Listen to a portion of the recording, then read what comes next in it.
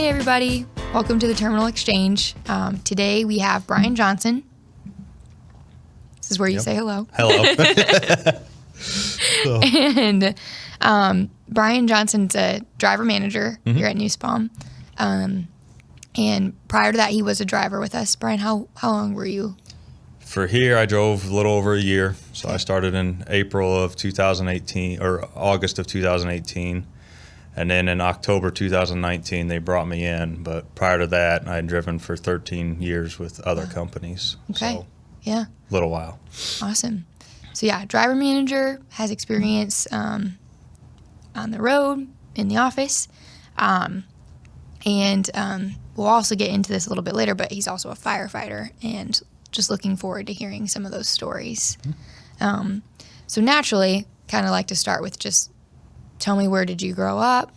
Grew up out in Danvers, so not too far from here. Okay. So lived there for 22 years and moved into Bloomington for a little bit. Didn't like that, so went up to Hudson and been there for the past 12 years now. Okay. So small towns, that's where I like to be, and that's more enjoyable for me. So Sure. Yeah. How big was your family growing up? just parents and brother, so there's just the four of us. So Okay. got a brother, he's 4 years younger than me, so he lives out in Denver, Colorado now, and works out there and doing his thing and loves it. So, and I stuck around here. So Yeah. both my parents are still here. They live in South Bloomington. So Okay. Anything specifically just like memorable about your childhood?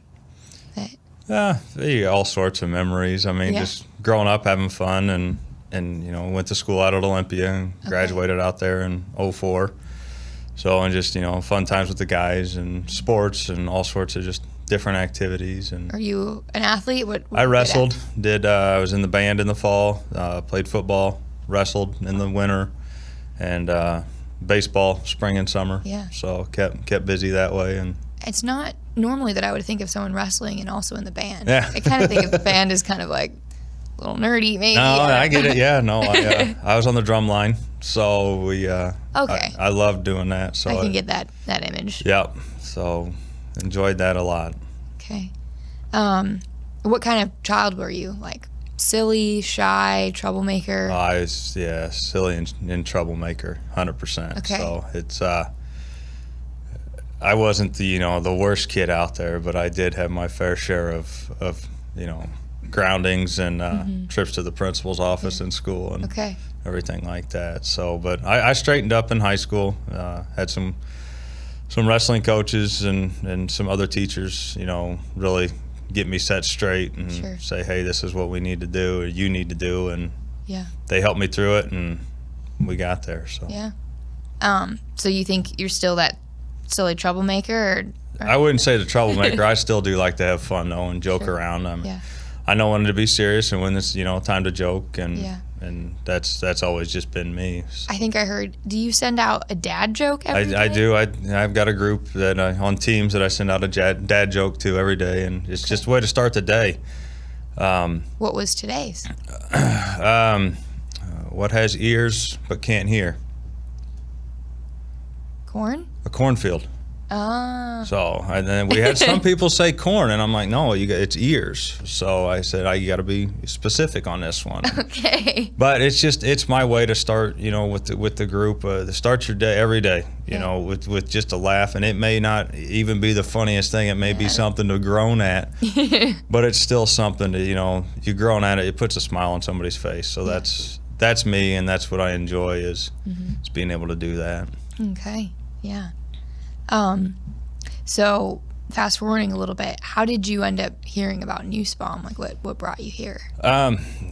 So I was driving for for Budweiser here in town as a local delivery driver. Yeah. And just wasn't what I wanted. I mean, I wanted to be driving. So I had actually applied here at Nussbaum.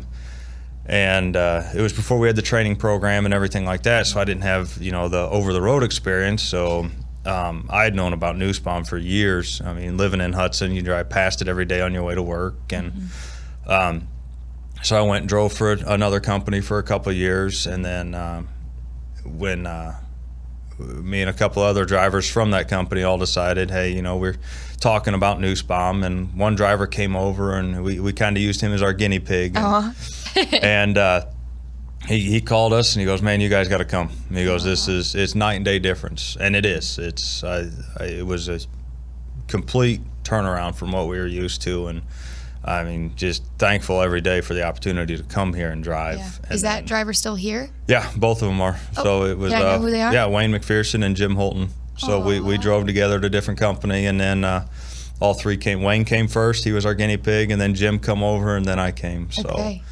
But so it was a very good change. Are you their driver manager? I am both their driver manager. No Yep. way. So and it's nice because, you know, I've known them for so long, and you know, we have that outside of work relationship too. You know, and that I have with them. So it was it was good when they both came on my board, and I've had Jim longer than Wayne. I've had Jim most of the time. I've been a driver manager, and Wayne just came on about almost a year ago. Does it put any pressure on you of like, these are my buddies, so I Nope.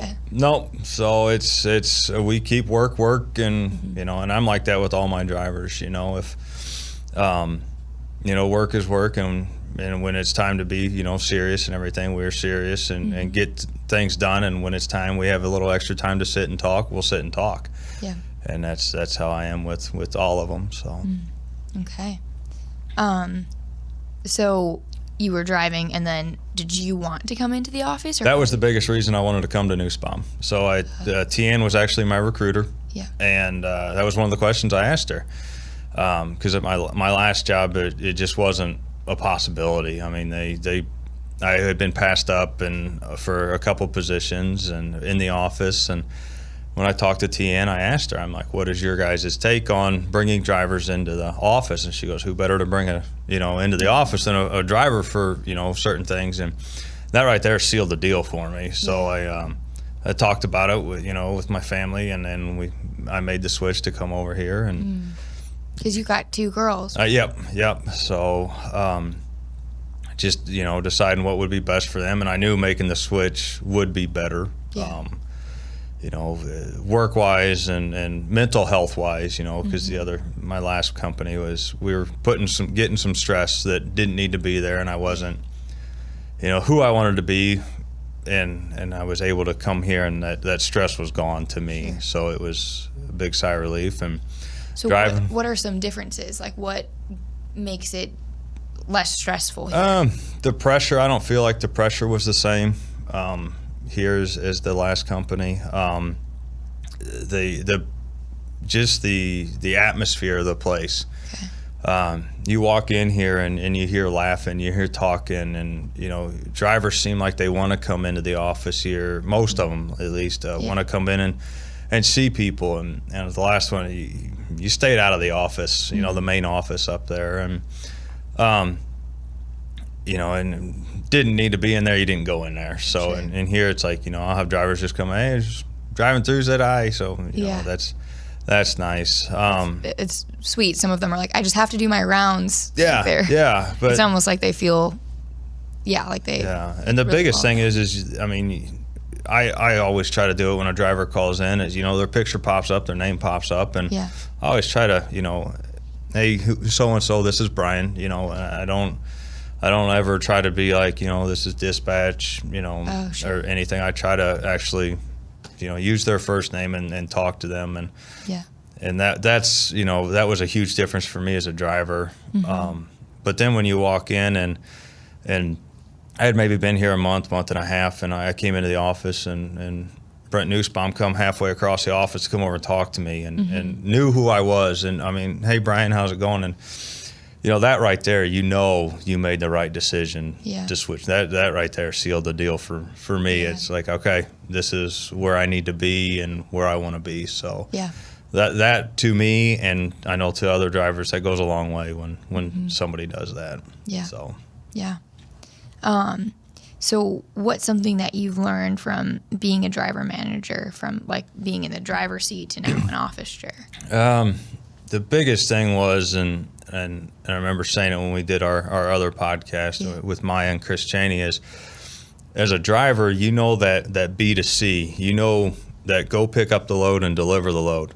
But you don't know that A to B. You don't know what goes on in the office, you know, to get that load, to plan the load, what all had to happen. So that to me was the biggest shock is how much actually goes into producing a load, getting a load, and what it takes. And then, you know, as a driver, you can get, you know, the frustrations of, oh, they're splitting the load, I got to recover this load, or what's going on. And I had my day planned out, and now it's not, and you know, I got to redo everything. Well, something somewhere happened. Yeah, they're not just splitting loads to split loads, and that was the biggest, you know, shock to me when I came in is to learn the planners, like what it took to be a planner and for them to plan these loads and everything. So I was glad to be able to come in and during my orientation sit with everybody and learn about what they did, so I could learn this whole process. Yeah, that was the best part about it. Yeah, and I feel like I'd really hope that our drivers would just be able to trust us if you know, don't know exactly what goes on behind the scenes. But I know that when a decision is made, it's still the best. There's a reason for it. Yeah. So, okay. Something really excited, to talk about is also your time as a firefighter. I know we have a handful in the office. Do you know who else? I know Mitch did it for a while. I don't know, Wait Upoff out in the shop. You know, he used to be on Hudson's with me, and he's gone to Carlock now. And I know there's a few other, Dan, I believe, over in IT's one. Oh, sure, So there's a few of us in here. And the man behind the camera also, Ryan. So when did you become a firefighter, and what made you want to become one? So I started in 2012, March, April time, about 2012, and Hudson's just a volunteer department, and I'd always wanted to do it. I mean, so does that mean like you're not paid? We're not paid. Okay. So it is 100%. We get paid for training. I'll take that back. We get paid for going to trainings. Okay. It's not. I mean, it's twice a month we go to our trainings, and that's what we're paid for. We don't get paid for going on calls. Nothing. Okay. So we are, 100% volunteer now. And I something I always wanted to do growing up in Danvers. You know, you see the guys, you talk to the guys, and my neighbor for a while was a volunteer on there. So just talking to him about it, and my uncle and his son were actually, my uncle was the former chief down in Decatur, and his son just retired from down there too. So talking to them when I was younger and looking up to them and hearing them talk about it, it's like, you know, that'd be kind of fun to do. And you know, when I graduated high school, and it was always kind of that, you know, that'd be fun, you know, to do on a volunteer, you know, not as much as for me a full time. Back then wasn't. Now, you know, you kind of wish, man, I probably should have done that, but you live that dream out. But I am living that dream out, you know, and I get to volunteer and do it, and still get to, you know, work here and have my other life. But so 10 years this year it's been. Wow. So. Yeah. And well, I heard recently that you were promoted to a lieutenant. Yep. So I got promoted in January as a lieutenant. So what, before you were just just classified as a firefighter. Okay. So and what happens now that you're a lieutenant? A lot more responsibility. Okay. So you know, you do have that, I guess, in charge position if, you know, the chief or somebody isn't there, or, you know, your captains who are above you. But as an officer, taking on more roles, I've taken over the trainings that we do. Okay. We have certain EMS trainings we have to have. We have instructors come in for that. So my chief in the EMS office, you know, they set all that up. But the fire trainings, that's on me to come up with something every month to figure out what we're going to do this month to train on. So what's an example of something you've done? So we did, my first one I ever did was air pack training. So we our air packs that we wear, you know, to go into a fire. I went into the station, I set up a whole obstacle course. Okay. So, and I put them in full gear, and we went through an obstacle course. I had them go through the meeting room. I had tables set up, and we just laid a hose out throughout the whole station, even out in the bays where the trucks are, and we followed the hose. And once you, the very last obstacle was actually crawling underneath one of our trucks. So where you had to take your helmet off, your air pack off, keep all that in front of you, scoot underneath the truck, and that's when you finish that exercise. Okay. So things like that. We'll do hose training this next month in June. It's hydrant training, so we're gonna go around town and just practice hooking hydrants and pulling hose off the truck, and it'll be a couple hours of pulling hose and repacking hose and doing it again. So Yeah. but I enjoy being able to come up with different ideas to keep it fun and still learn what we need to learn. So how many people show up for a training? How many? Depending on the night and the time of year, we've usually got most of our department there, the 15 guys that are, roughly 15 to 20 guys that are on the department. So numbers are lower everywhere now. I mean, across the United States for volunteers like that. So, and I know around here it's a big thing too, is just trying to find people to volunteer. And we've struggled with that, but we've got a good, core group that we've been with. And So yeah, this is essentially us kind of putting out a little advertisement. Right, yeah. So if you got the time, and you live in a small community, go out and join your local fire department. What kind of characteristics would you say make up a good firefighter? Like what? Oh, it's all different kinds. It's anybody and everybody can do you it. need to have courage because you might be going into a burning building. Yeah, that helps. I mean, you got to be ready to see and do anything. Every call's different. Okay. So in 10 years, you you can run multiple accidents, calls, but not every single one's going to be the same. Sure. So and that's what kind of gets that adrenaline pumping for me. It's like, okay, what are we going to find when we get there? And luckily we haven't had too many big structure style fires. Out here in the time I've been on, we've had a few, but tell us about Green Gables. So Green Gables just burnt down. Green Gables is a popular hole in the wall restaurant. Great bar out really there. Close to us So that was a local favorite. There was a lot of people out there just to, that night sharing memories. But we got called out about 3:00 in the afternoon for a structure fire. And was this when you were at Nussbaum? I was at Nussbaum. So you left Nussbaum? I left Nussbaum. So I with the help of Roger and Crystal. So were you like, it's Green Gables, and they're like, go? No, it was a structure fire. Oh, so I've talked with management here, and Chris knows, and I've talked with Rick and all them, and if I'm very picky on what I go on when I'm at work. Yeah. But major things like that, yes, I'm allowed to. I just tell Chris, hey, this is what's going on, and he's okay. See ya. I think I was halfway out the parking lot this last time, but when I sent him a message to tell him I was going, but with that, it's I've got a 10-minute drive to Hudson. Not that bad, but So you were left work. Did you have to stop at the fire department and get dressed? So I stopped at the fire station, and we do have one. Hannah is there. She's the other lieutenant with me. She's there during the day from 8 to 4. She covers, our town and responds if we get something. So she knew I called her. I said, I'm coming. Wait. And she waited. And I got there, grabbed my gear, and jumped in the truck, and we took off. Are you allowed to speed to get there? No. Okay. So, just wondering. No. So, I mean, you push it a little bit, but, I mean, if a cop wanted to pull me over for speeding, going to a call, he has every right to pull me over going to a call. So, even if it's like people burning inside a building? Even if it doesn't matter. So I am not in an emergency vehicle. My personal pickup is not an emergency vehicle. Okay. So I'm just trying to get there. But you can in like a fire truck. You can go, I think like ours they're governed, but 10 mile an hour over the speed limit and you're okay. But I mean, backcountry roads, I'm still not going to, Sure. Yeah, I need to get there, but I also have kill someone in the midst of right. There, I also have me and in that instance Hannah, with me, and sure.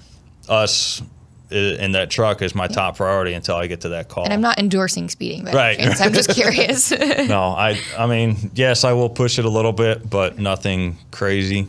You know, I have made it fairly quick sometimes, but Yeah.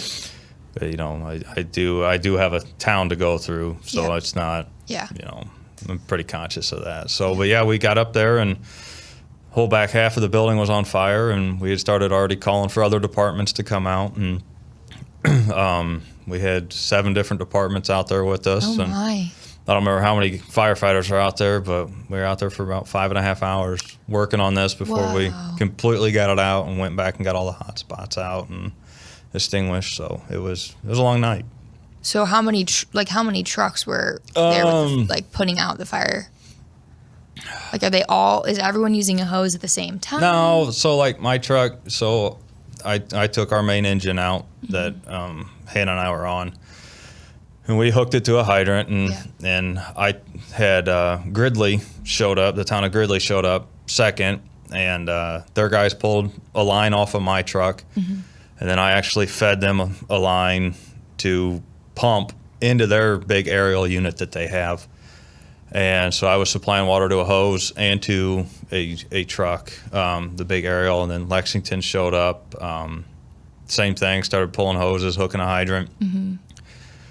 Towanda was there. We had El Paso, Carlock, and Congerville come over because we needed the water. Wanted to make sure we had the water. We were fighting, 40+ mile an hour winds that day, and that plays a big effect on it. But we were able to get it out. Yeah, we didn't save the building, but no one was hurt. No one was hurt. No one was inside. Everybody got out, and I pray that they're able to rebuild bigger and better and get back to how things used to be out there. Oh. Yeah. What, did you see the owners at all? Were they there? They were there. They actually, bought us pizza afterwards. So got us some pizza. But yeah, they're going through a lot. Yeah. Especially afterwards. So any time a homeowner, if they need something, we're there for them. But on that type of a scene, we've got our certain things that we need to do and make sure of, and I pretty much try to stick to that as much as possible. Sure. Yeah. So. Have you ever rescued a cat from a tree? That's funny. We've done it once. We didn't rescue the cat. The cat just climbed higher, but we went out into the country, and this lady called us and said her cat's name was Whataburger. So they were from Texas, and that's what they named the cat. And that cat was way up in the tree, and we took the trucks down there, set the ladders up. We had sent a guy up, and that dang cat just went up. But what I've always said is I've never seen a dead cat in a tree, so they eventually come down. Okay. So that's what, that's what my... So you see that call, like it says like cat in tree, or like what would... That one, they actually just called directly to the station. Okay. So that wasn't, we didn't get paged out for it or anything, through dispatch and anything like that. So it was just they directly called to the station, and Chief's like, okay, we were getting ready for training anyway, so everybody was there, and we showed up full force out there and tried to get the cat out of the tree, but it did not work. What's like your most common calls? Medical calls, this sick person, someone fell, something like. We run a lot of medical calls up there. We don't have an ambulance up there anymore. We sold that about a year and a half ago. So we actually contract Normal out. So we will respond in our rescue truck, our pickup truck that we have, and then Normal will come up with the ambulance. So, but that's what most of our stuff is somebody not feeling well, somebody that is hurt, he'll fall, something like that needs to go in. And we go out there and start getting stuff ready for the paramedics that come from Normal, and then Normal grabs them, takes them in there. Okay, yeah. Any other kind of funny stories like the cat in the tree, or? No, not fun. We have fun. It's a good group. It's a family, and that's the biggest thing is that is my extended family up there. I've got we're your extended family. Yeah, so everybody. So in Nussbaum, you got your Nussbaum family and you got your fire department family, but it's very family oriented up there, and that's another thing I love about it. So it's a good group. We got a great group up there. So I heard also recently that you did a 9/11 memorial. I did. Activity. Can you explain what that was? So I went over to what's called FDIC. It's a big national, and more into the national. It's more worldwide now. Firefighting conference. And you go over there, and it's a big show pretty much where you can see all new equipment coming out. There's vendors from anything and everything you can imagine firefighting-wise over there. But Hannah and I had talked about, as after we had gotten promoted to a lieutenant position, it's like, what are we going to do to celebrate this? And we came up with the bright idea to do a memorial stair climb. Okay. And it's 2,200 stairs, 110 flights. So, and you go to Lucas Oil Stadium over in Indianapolis. They actually have them all over. This is just where ours was. Sure. And you climb the 2,200 stairs and the 110 flights that the firefighters on 9/11 climbed before the buildings collapsed. So you sign up. Wow.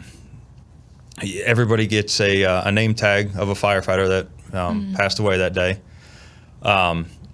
And you climb for that firefighter, and that's what I did. So we started training for it in January, and the day came in April. We got there, and we were able to walk around Friday morning a little bit, and then about noon everything starts. You start gearing up, and they highly recommend you just wear shorts and a t-shirt to do this climb, and I didn't listen. So during that time, were they wearing that? They were wearing full gear. Yeah. So a lot of people go over there and they wear full gear. That's what we did. I mean, we had helmet, jacket, air pack, and our bunker, our pants and boots on. Because it was on fire when they were doing it. Yep. So they were carrying tools too. We didn't carry a tool just because we didn't want to have to take all that with us and take a chance of it, getting damaged or lost or something like that. So we just took our gear. There were some, firefighters there that were climbing that, had, hoses or tools or something like that. So there was 410 people that climbed that day. And it was firefighters, it was friends, it was, it's open to anybody that wants to climb. But, so we climbed, and it was the most painful thing I've ever put my body through. But we made it. Took me just under 2 hours to do it, and I know it took them a lot less. That day, it was one of the coolest things I've ever been able to be a part of. And, we were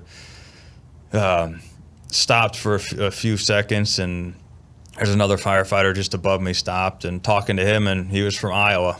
I didn't know this guy, he didn't know me, but we're both firefighters, and you just talk. Yeah. And the support you have from everybody, all the other firefighters that are there, or anybody climbing. I mean, it's, the come on, you can do this, you got it, and it's, back at them too, and that's the coolest part. But we climbed it, we made it. There was 3 of us. It was Hannah, myself, and then Ethan, one of our other firefighters, went over and did it. And you finish and you walk back down across the field of Lucas Oil Stadium. It's covered, you can't see the field, but there's vendors and set up, and you walk through that center aisle, and you go and you ring the bell and you say your firefighter's name, and you're done. And it was amazing. It was an amazing feeling to ring that bell, know that you did that for him, and then you can actually get on the 9/11 Memorial website and search the firefighter, and you can leave a note. So I went out and left a note for the family saying, his name was Jeffrey Stark.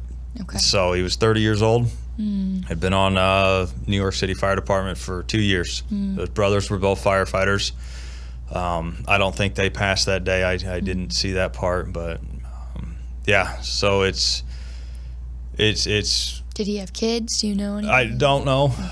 So it just kind of said more about his firefighting background. Sure. And he was an insurance salesman before that, and then after that went out and joined the fire department with his brothers, and he passed away on 9/11.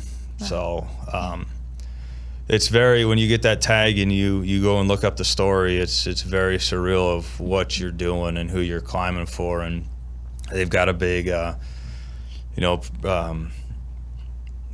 guess, presentation that they do beforehand, and speakers come up and talk to you, and guys that were there that day too, talk to you, and that it's a whole different meaning to do it there, when you do something like that. So it was, again, one of the best things I've ever done, and Sure. best experiences I've ever been a part of. So. Can you recall how many were lost? How many firefighters? There's 343 that day, so on September 11th. So, then we had 410. So you had climbers that day, and so you have some that climb for multiple people, but it's just so it's in remembrance to them. We pay to do this. We pay, and you can go out and fundraise too.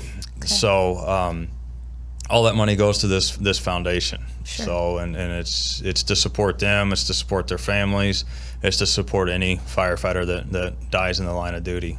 So, and that was one of the other big reasons we wanted to do it, just to help support that cause. So wow, that's really touching. Yeah.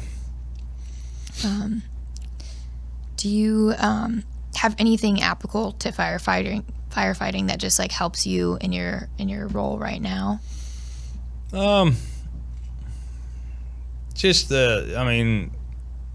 You get certain situations that get you kind of fired up and everything, and just to keep the calmness. And it's the same thing on a fire scene or accident or medical. It's, you got to keep that calmness, and that's been a big help to me. So the leadership part now is a new thing to me. Sure. So that's learning how to do that and be in that role.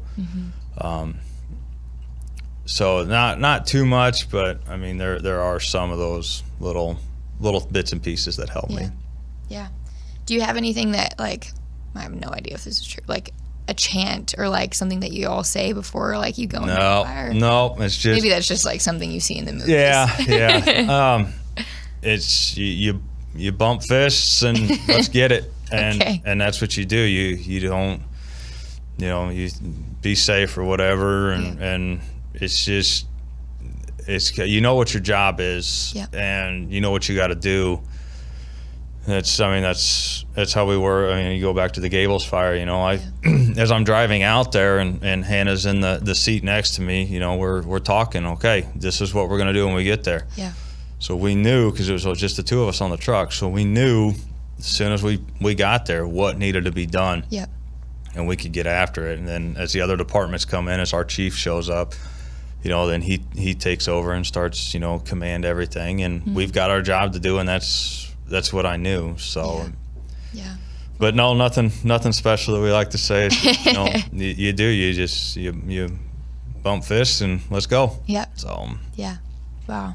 I think, one of the things, I'm just like, wow, the camaraderie that you're just explaining, and just the unity behind being, on like a rescue team, or like just sounds really, really special. It is very special. It doesn't matter, full-time volunteer or whatever. It's a brotherhood, sisterhood, whatever you want to call it, that you are a part of, and it runs deep. So.